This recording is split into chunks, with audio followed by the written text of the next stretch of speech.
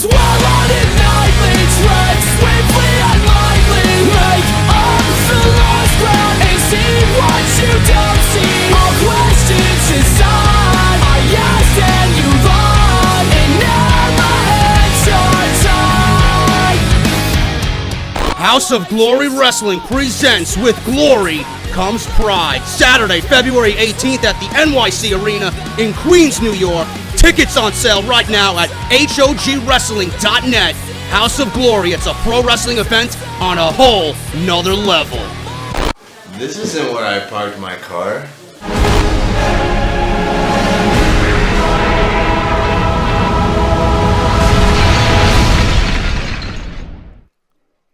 So the Lava Lamp wanted to sit in on the review tonight, ladies and gentlemen. The Lava Lamp wanted to sit in on this review. What's that, bro? You thought it was shitty booking tonight? I agree. I thought it was horrendous booking tonight. They just don't learn. They just don't learn. I know. 7 weeks till WrestleMania, and they want to give Bayley the title. I know, man. I know. I feel the same fucking way. You know? What's that? You want to show everybody a clip? The Lava Lamp has a fucking clip. He wants to show everybody what he thought of the Women's Championship match tonight, and what he thinks of the women's division, and the brains behind this division. The Lava Lamp has a clip he wants to show you guys. Roll it. Cue the drum roll. All right, open your boxes. Open your boxes. 1, 2, 3. You get a call. You get a call. You get a call. Everybody gets a call. Job well done, man. Job well done. I think that alone makes him the co-host of the year. So when we got the Wrestling Radio Awards in 2018, Lava Lamp's going to be the best co-host of 2017. Ladies and gentlemen, I'm speechless, bro. I really am speechless. Lava Lamp is speechless. I'm fucking speechless. And it's not even the type of speechless that's going to get me angry. It's the type of speechless that I sit back and I laugh. I laugh at how bad not only WWE is, I laugh at not only that this company is completely directionless, I laugh at the sheer fact that with the women on Monday Night Raw, they truly believe Charlotte holding the title, which will be 5 fucking times, is her building a legacy. How old is Charlotte? You know what? Let me look. I'm going to look up her age right now. We're going to make a bold prediction. Where's my Google? Let me get to Google. We're going to Google Charlotte age. Charlotte Flair age. Let's see. She's 30 years old. Charlotte is 30 years old. And on March 5th, 2017, she will be a 5-time women's champion. 5-time women's champion at the age of 30. So by the age of 33, 34, I'm assuming she will have broken her father's world championship reign for the women's division. I don't know what drugs these people are smoking. I don't know what the fuck they did in Las Vegas. I don't know, maybe Kevin Dunn, maybe Kevin Dunn strolled on into the fucking pawn shop, and he asked to speak to Rick and the old man personally, behind closed doors. Did Kevin Dunn trade his fucking brain? Or did Vince McMahon trade his brain for a fucking 17th century shotgun? I mean, who comes up with this shit? Kevin Dunn should have traded his fucking 2 front teeth for a fucking 18th century toothbrush. Fucking Abraham Lincoln used it. Probably made of fucking wood. He likes wood. He probably would have ate the fucking toothbrush. I don't know if I brushed his fucking teeth with it. Fuck out of here, lava lamp. This is pathetic, dude. Pathetic. WWE creative strolled the Las Vegas Strip. They had fucking hookers handing out fucking pamphlets. Yeah, come to the fucking club tonight. 2-for-1 drinks. And bring teeth with you. I'd like to dance with those fucking teeth, you know? Just don't bite too hard, you know? I'm not into that type of shit. I've said this how many fucking times? The amount of titles that you have over a span of a career does not make a champion. It doesn't. It doesn't. You know? Ric Flair, to me, holding 16, well, that's the number WWE uses. 16, right? Probably in the 20s with Ric Flair. That doesn't make him the greatest of all time. I don't think Ric Flair is the greatest of all time because he held 16 world championships. Charlotte is not going to be the greatest of all time when she eventually breaks her father's fucking record for females in the WWE. You know, WWE thinks they're doing something historic. They think they're doing something monumental. They think they're doing something unprecedented. They're not. The only thing that WWE is doing is making themselves and this division look like a complete fucking joke. I don't understand it, man. I really don't. How many fucking times do I gotta repeat myself? It's the length and what you do in that period. It's the length of the reign and what you do in that reign that makes you a fucking honorable champion. That's a champion to me. You know? Who can beat the champion? Charlotte should be a one-time women's champion.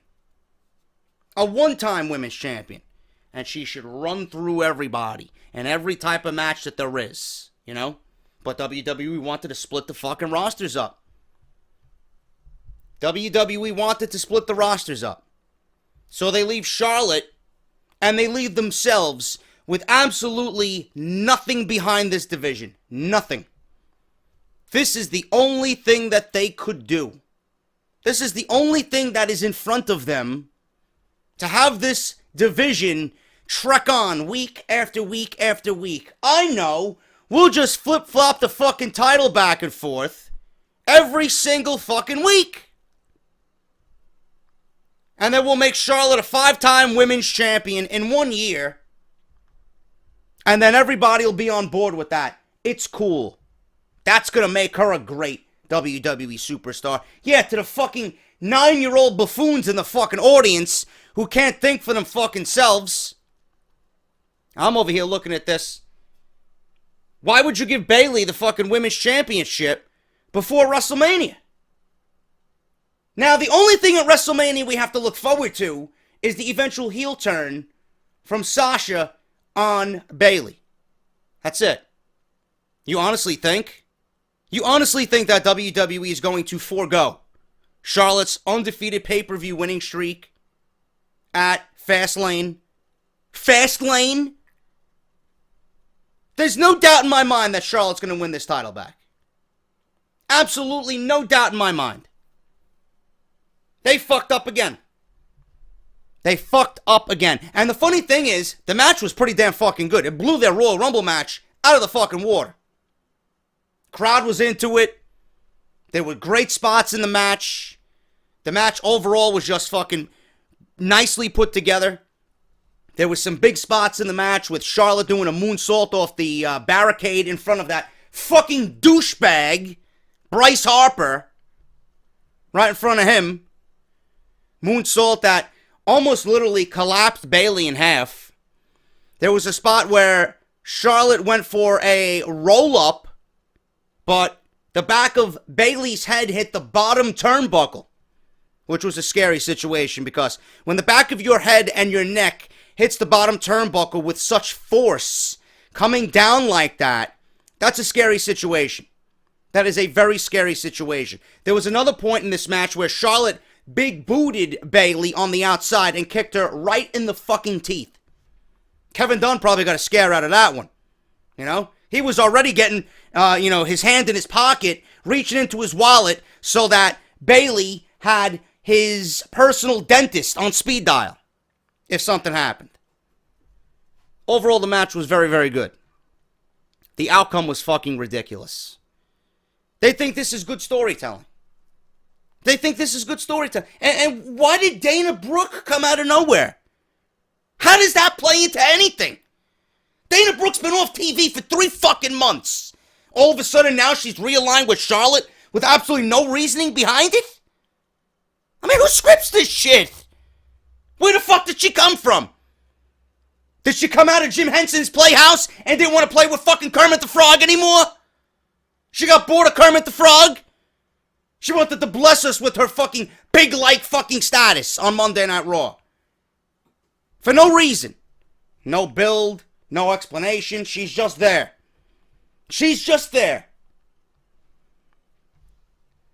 I don't know what else to say, man. I really don't. I honestly don't know what else to say about this fucking situation that I have not stated already. Having a fucking woman or anybody hold a championship multiple fucking times in these 2 to 3 week reigns is doing nothing for the division. It's doing nothing for the title. It's doing nothing for Charlotte. Charlotte is building a legacy like her father. He wins and loses. Charlotte may, per storyline, win the big one on pay-per-view, but what does that ultimately make her? It makes her a fucking loser. If Charlotte was a winner, Charlotte would win every fucking match, including the ones on Monday Night Raw that she seemingly cannot win.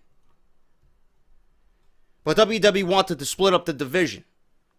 So they think by giving Charlotte 5 fucking titles and 2 fucking opponents over a course of a calendar fucking year, that's going to make her a dominant female champion. Give me a fucking break. Give me a break. And ever since I stated that the women should be on one brand, I stuck to my fucking guns on that situation. Coming out of the draft, the women should have been on one fucking brand. Because how many women on Monday Night Raw are you using regularly? We didn't see no Nia Jax tonight. Nia Jax has been mixed in with Sasha Banks for the last fucking 3 weeks. Where was Nia Jax? Oh, she took the night off. Why? Why? Was she out at an all-you-can-eat buffet in Las Vegas? Did she get lost in the Bellagio? Did she go to some Brazilian steakhouse? All-you-can-eat? Where the fuck was she? Now, she wasn't on Monday Night Raw. How many women do you use regularly?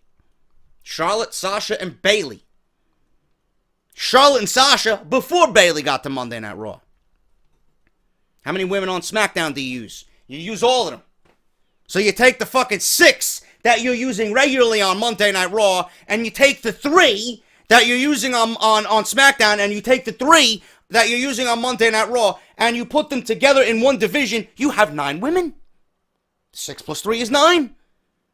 If you want to make Charlotte a dominant female champion, she should have held the title all year long and had multiple feuds with multiple women spanning 365 fucking days in the year, and she should have ran through every fucking one of them.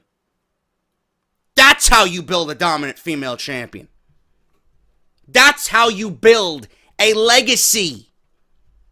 You don't build a legacy by beating Sasha and losing to Sasha, beating Sasha and losing to Sasha, beating Bayley and losing to Bayley. Bayley and Sasha do not define an entire company's female division. On Monday Night Raw, they think that they are the end-all, be-all. Give me a fucking break. This shit, as a fan, makes me disgusted. Because you're going to have people on social media who are praising Bayley, You're going to have people on social media crying that Charlotte lost, and they don't have a goddamn fucking clue in their head what the fuck is going on. To them, it's right. To the simpletons, it's right. To me, and to most of the people watching me, you know where I am coming from. This is bullshit. Complete bullshit. The women's division on Monday Night Raw is the absolute lowest it's ever been. You didn't learn your fucking lesson from 2016, right? It's a new year. It's a new year. And you're still using what you thought was right back in 2016, 6 weeks before WrestleMania. WrestleMania moments don't exist anymore, bro. Not with these fucking clowns. The only WrestleMania moment that I'm waiting for is when the fucking show is over. Because the way this shit is going, this may be worse than fucking last year. Completely ruined anything special. Anything that was even remotely special about this fucking show is gone. Now you took Bayley's WrestleMania moment away. Couldn't save it for the fucking pay-per-view, right? You gotta save it for a Las Vegas Monday Night Raw. Sin City! This show is a fucking sin. Completely fucking terrible. You don't get it through your fucking head after what I just explained to you, you have no fucking hope. There's no hope for you. Monday Night Raw was live from Las Vegas, Nevada at the T-Mobile Arena. Someone called WWE and give them a fucking clue. Never mind that, they need a fucking lifeline. Call Regis Philbin up. Who's your lifeline? Hey, Regis? What's the worst show on television? Let's see. NXT? Smackdown? Doogie Howser? Monday Night Raw? Wait a minute, I'm in charge of Monday Night Raw. No. Who's got the nicest teeth? Ooh. They certainly need a lifeline. Fuck out of here. Anyway.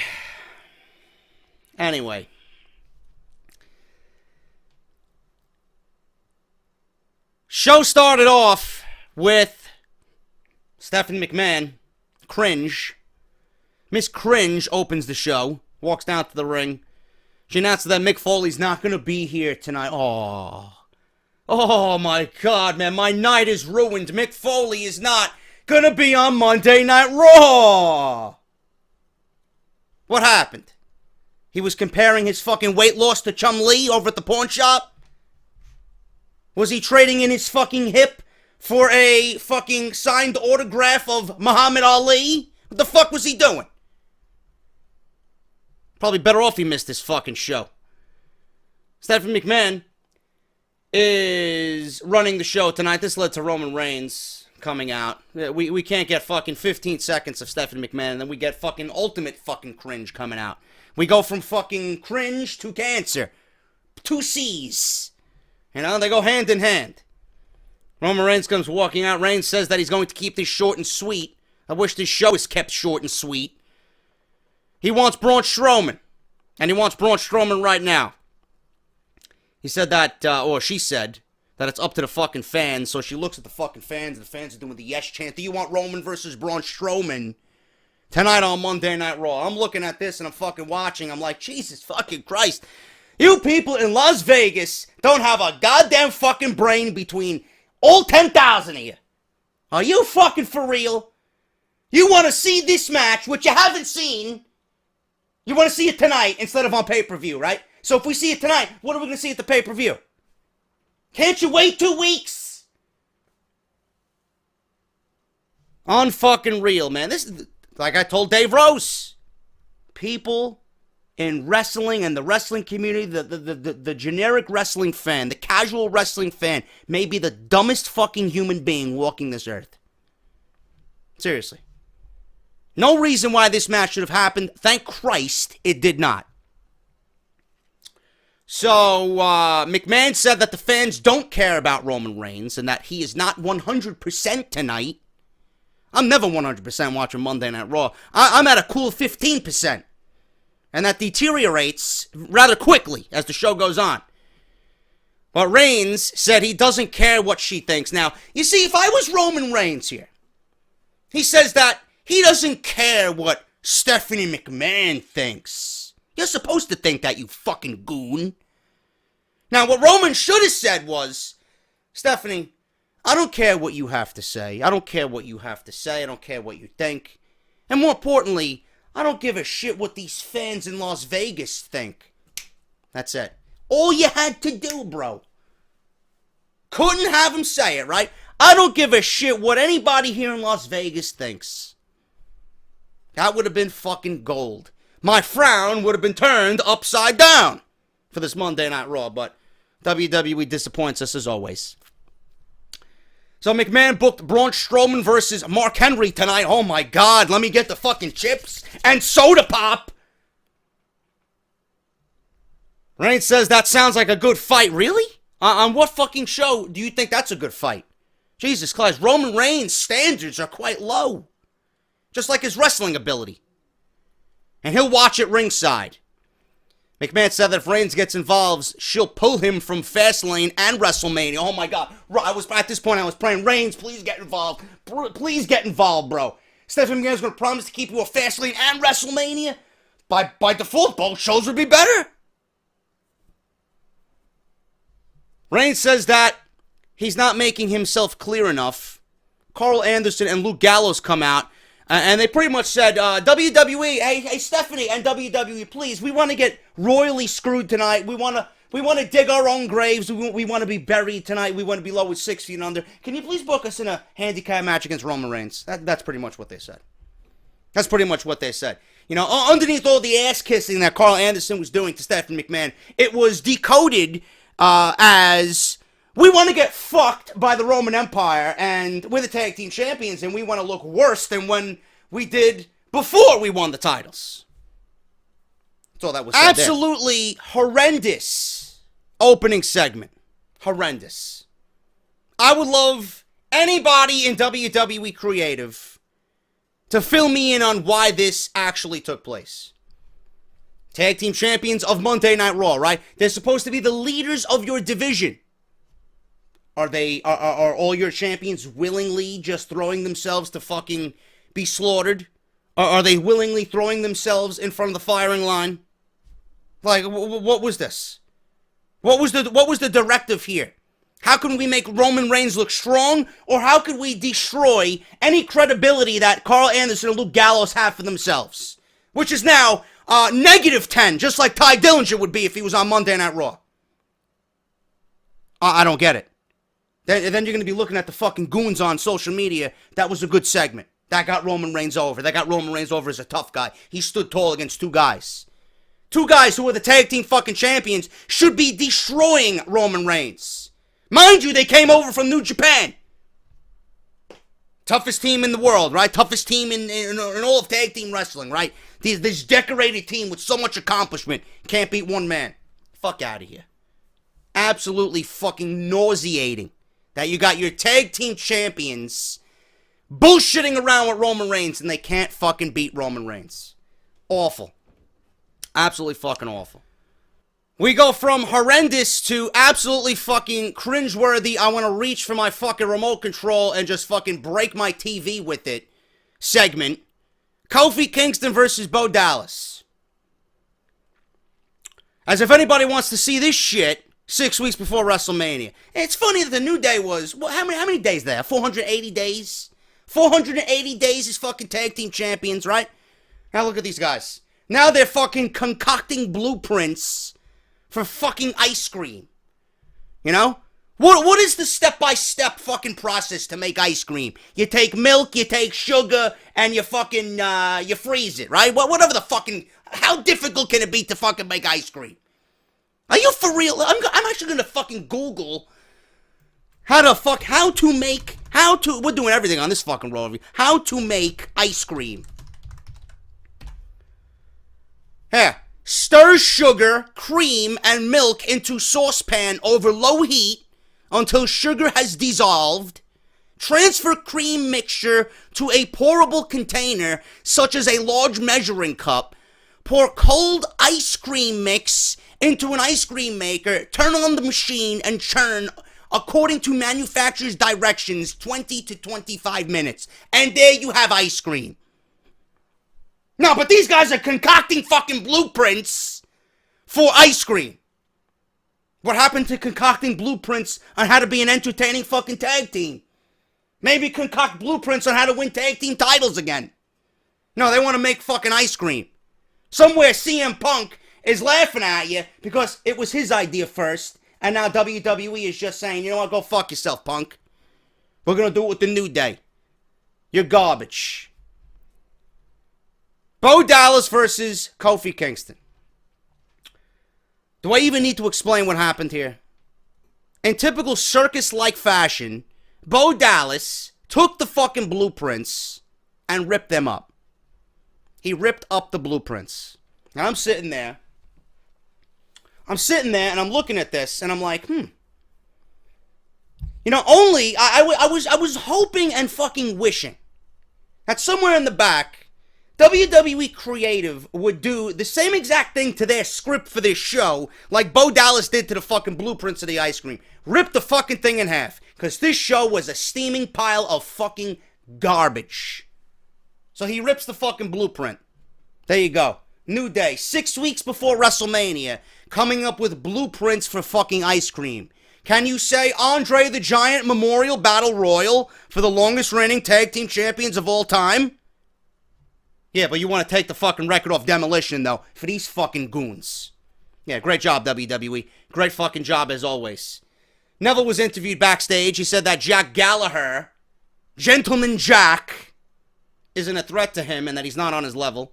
Gallagher walked up and said that they would find out if he's on Neville's level. And then he called him some fucking, I don't know, he called him rubbish or said he was going to give him a thrashing. I don't know what the fuck he said. He used some fucking terminology. I couldn't understand what he was saying. But whatever the case is, those two are headed for a one-on-one match at Fastlane.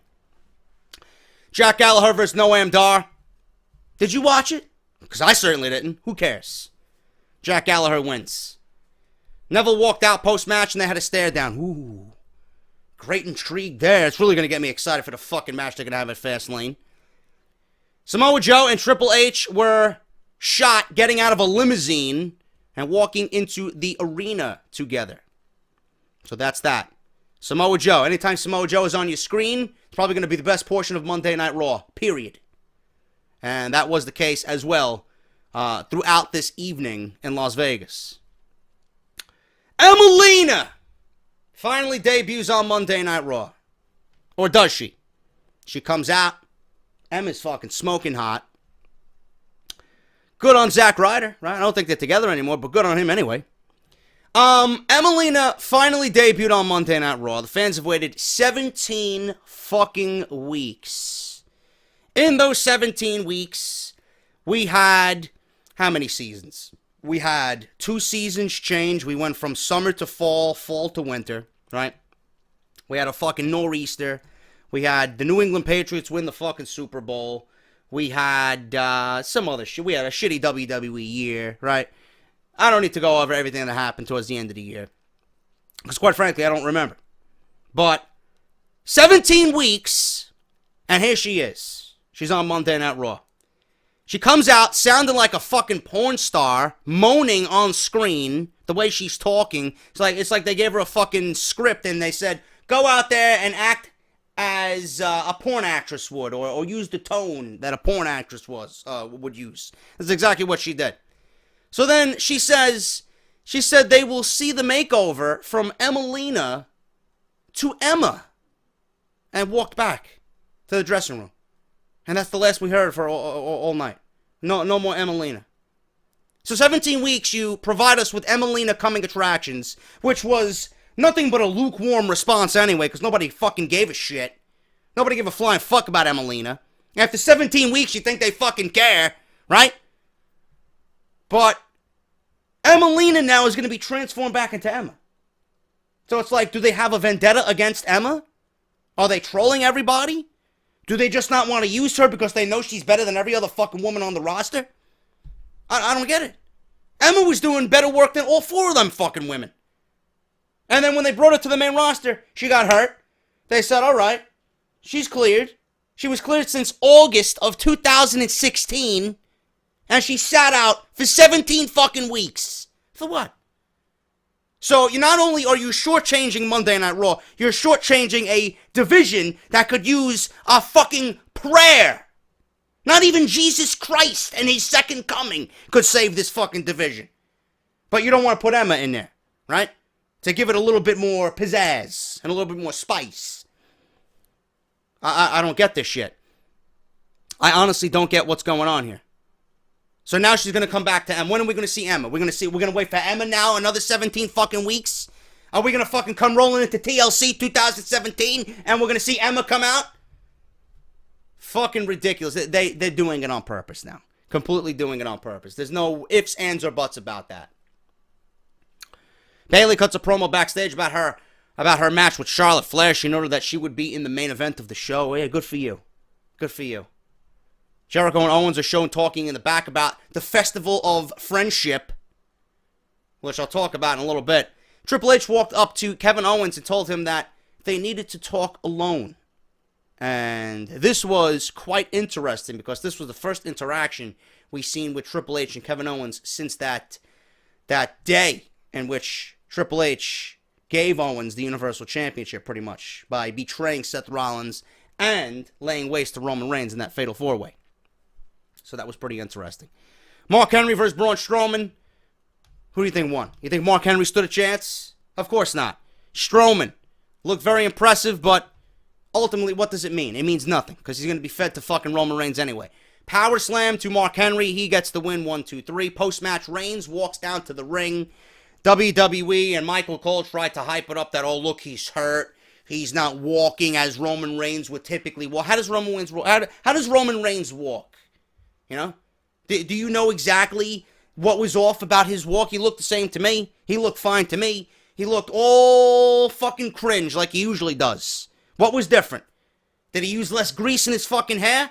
Oh, I know what was different. He had an all-black fucking midnight vest on. That's the only thing that fucking changed about Roman Reigns. Did he color in his tattoos? Huh?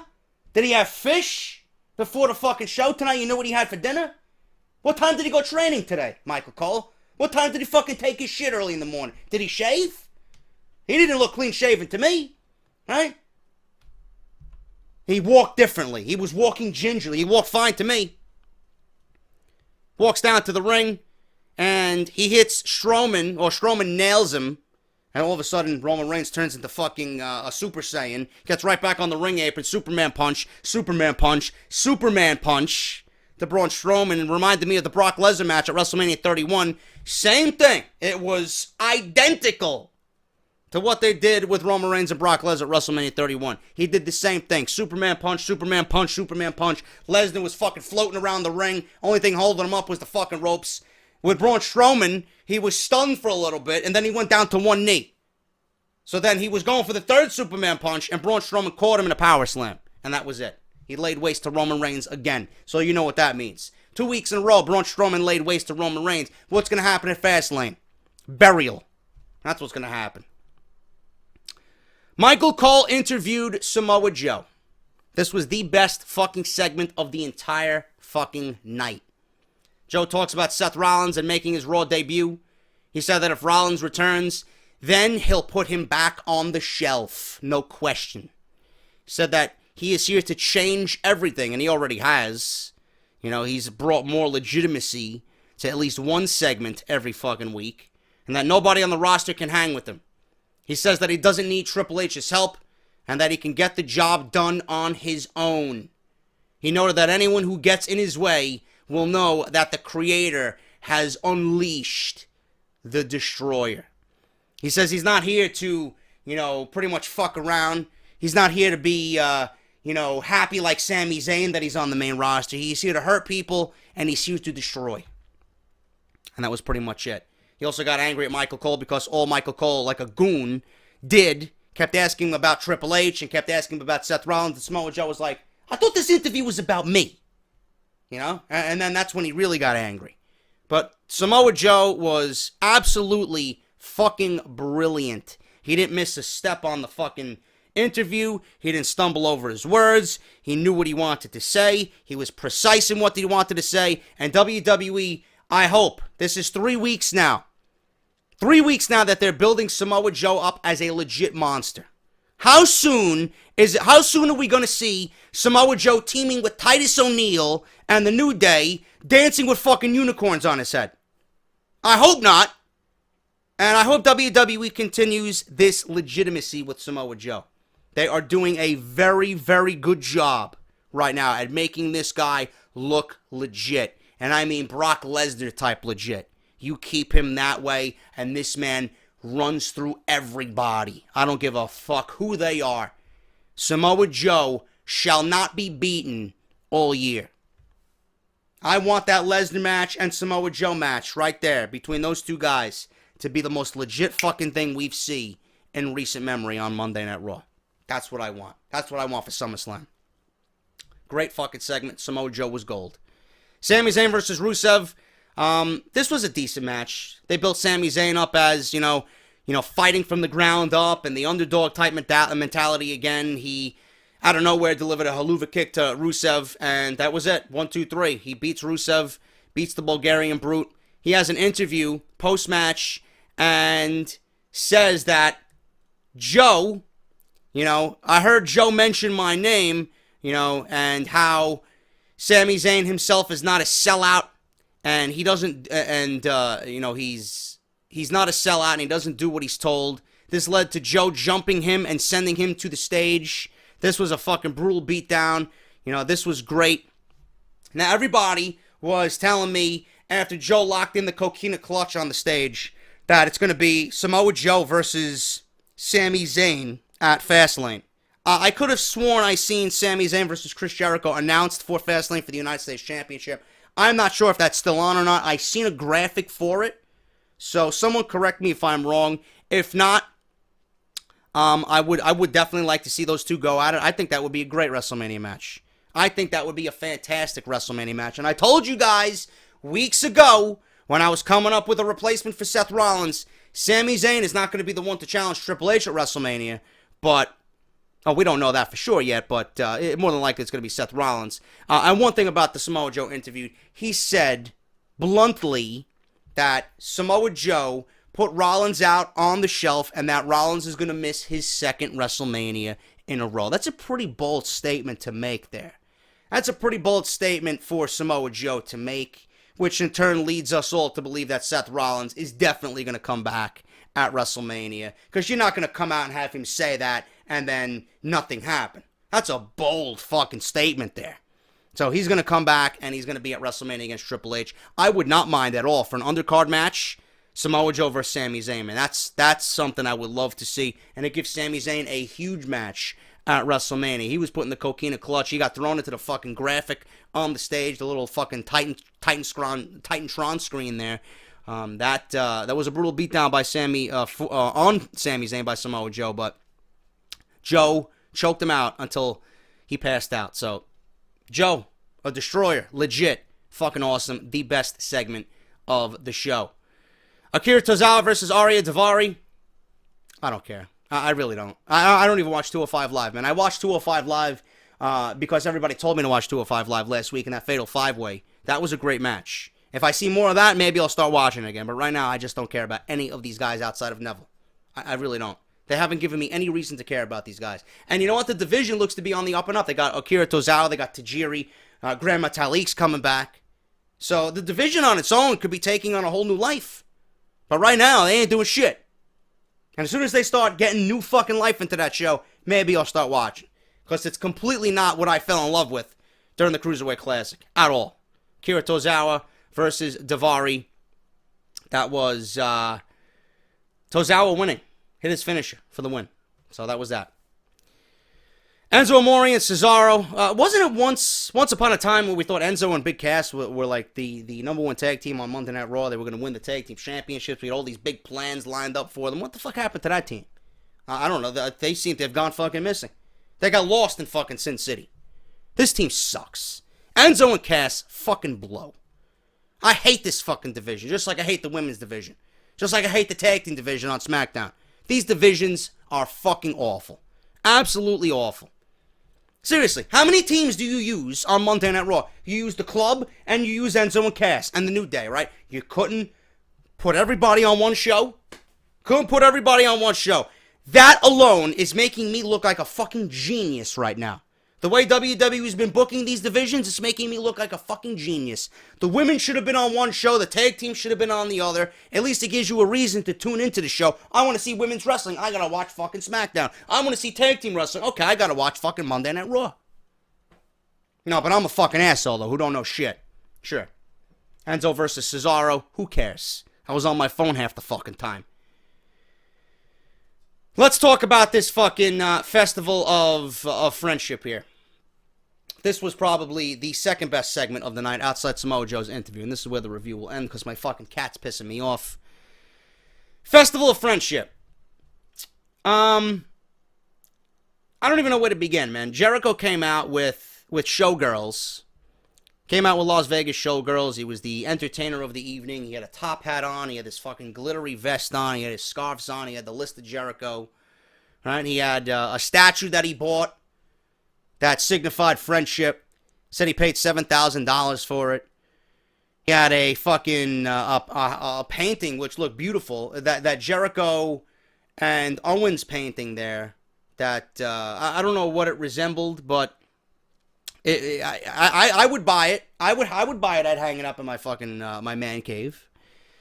Got him a nice oil painting of them touching fingers. Jericho was wearing nothing but fucking his tights. And Jericho got a magician. Jericho got a fucking magician to fucking spit fire, turn the fire into a fucking rose. He was pulling fucking cloths out of his mouth. I thought they were actually going to get Chris Angel, because Chris Angel lives in Las Vegas. I thought he was, he mentioned something about, the greatest illusionist of all time. I thought Chris Angel was going to be there. That would have been fucking sweet. Wow, they got this fucking, they got this asshole. Who the fuck was it? Does he even have a name? I forgot to write him in my fucking notes. I forgot the fuck what his name was. But he was some fucking hack magician. Friendly the magician? I don't know. Whatever. Anyway, Owens was... You seen Owens agitated during this entire thing. Like, he wanted to say something, but he couldn't say it. Like Jericho was a desperate fucking girlfriend.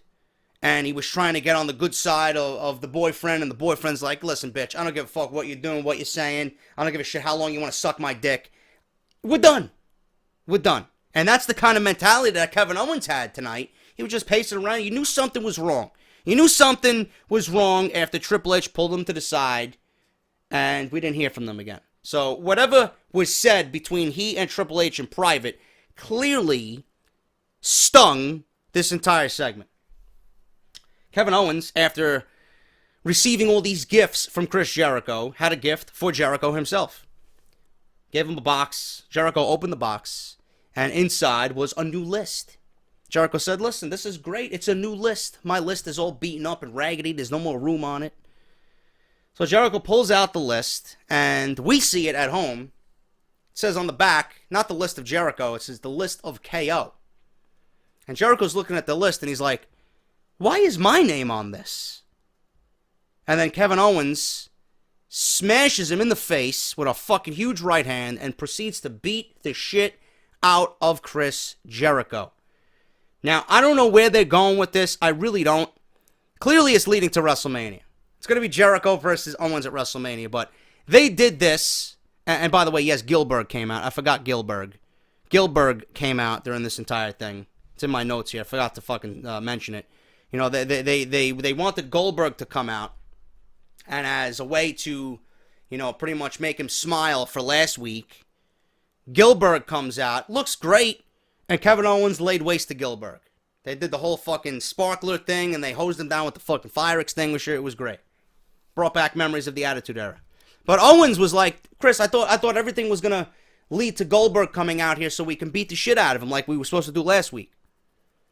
And then Owens gives him the gift. Jericho's on the list of KO. Sneak attack by Kevin Owens. Literally lays waste to Chris Jericho. Gives him an apron power bomb Next thing you know, Jericho is being taken out on a stretcher, and he's being, lifted into an ambulance. And that's the last we see of Jericho. Clearly, this is going till WrestleMania. I'm glad that Kevin Owens is back.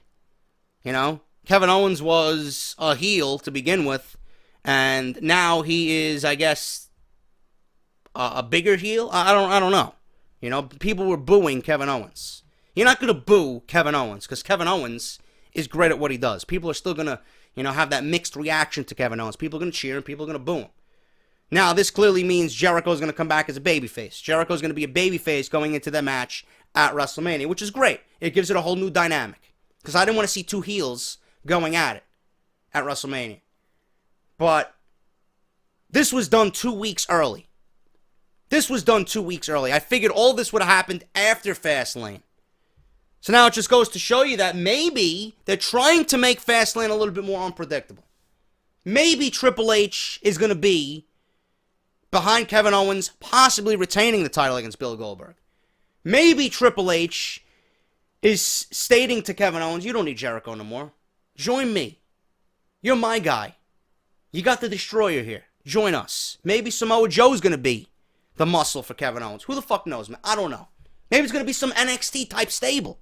Some NXT type takeover on Monday Night Raw. And Triple H is aligning himself with Joe and Owens. And more to be added to that later on down the line. I don't know. But this was 2 weeks early. 2 weeks earlier than we expected. We were supposed to see this after Fastlane.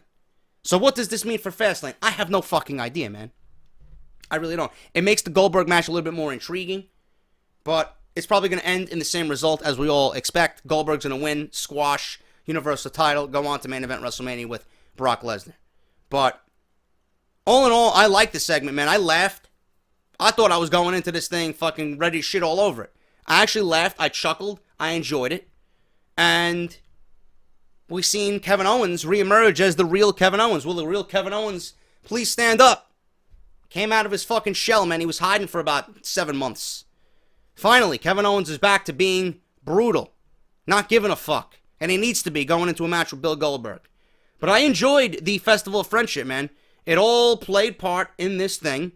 And it really brought back memories of, you know what? It kind of made me think of I'm not going to say it's similar, but it really made me think of Jannetty and Michaels. Honestly. The way it all transpired. But I was happy with it, and Joe and the Festival of Friendship was the two best things on Monday Night Raw. Does that mean it's a thumbs up show? Of course not. This show was awful. But you got Samoa Joe, you got the Festival of Friendship, and you got the Women's Championship match, which was a very good match. The outcome was fucking ridiculous, but it was those three things which people are going to look at and say, you know what, this was a thumbs up show. And everything else in between was a complete fucking waste. You can't have three things on a 3-hour show, and that's it. You got 3 hours. It should be thoroughly entertaining throughout. But I'm not going to sit here and bitch anymore. Raw overall was garbage. It's going to be interesting to see where they go next week with this KO thing and Chris Jericho thing. Very intrigued by Samoa Joe. Are they going to build towards the Sami Zayn Samoa Joe feud? And what is Triple H doing? What did he say to Kevin Owens? And what are they going to do with this Charlotte situation, man? It's fucking ridiculous. A lot of answers that we need next week, so hopefully we get them. Like I said, show was garbage. If you missed it, go back and watch those 3 segments. That's all that was worth this Monday Night Raw. I'm JD. I got to edit this video. I want to get to sleep at a decent hour. My cat's fucking pissing me off. And I will see you guys tomorrow on SmackDown Live. Until then, I am JD. Thank you guys so much. And I'll see you all on Tuesday night. Bray Wyatt versus John Cena, WWE Championship main event of SmackDown Live. Talk to you later.